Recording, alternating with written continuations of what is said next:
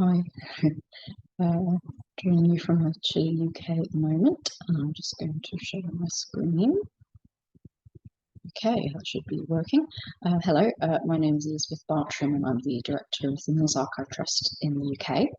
I'm going to tell you a little bit about a project that we ran last year, and I just want to say a big thank you to my colleague Starlina, who came in from the University of Sheffield to work on this project. We couldn't have done it without her. She also was at the November conference in Missouri as well. So big thank you to her.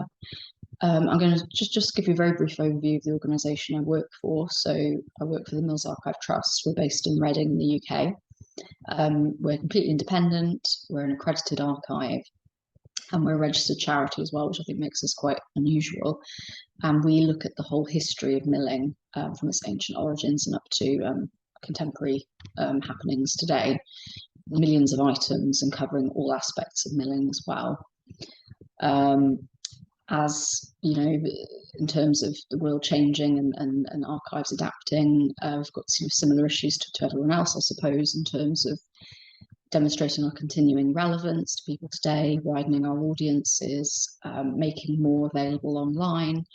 In terms of the trust here, we're developing 3 strategic themes that we call feeding the world, renewable energy, and the preservation of endangered craft skills. So it's just looking at framing our collections in certain ways depending on the audience.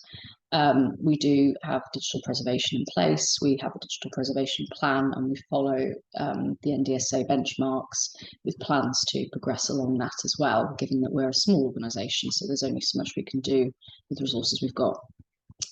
So in terms of the project, very successful in my opinion. We looked at a journal called Northwestern Miller, and we looked at making it digitally available. It's a period of the 1930s.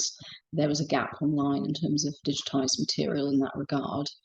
And in doing that, we also learned more about the process of digitising large, cumbersome journals, which are, although cumbersome, fascinating.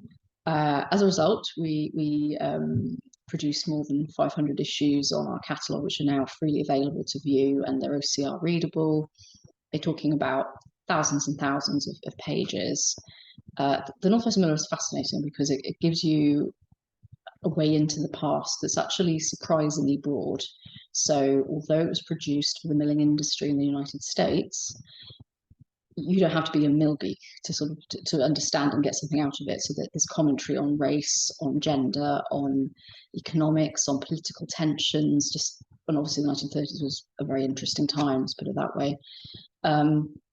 So I would very strongly encourage you to have a browse. That's the link, and also you can scan the QR code to have a look at them. So thank you very much for having me.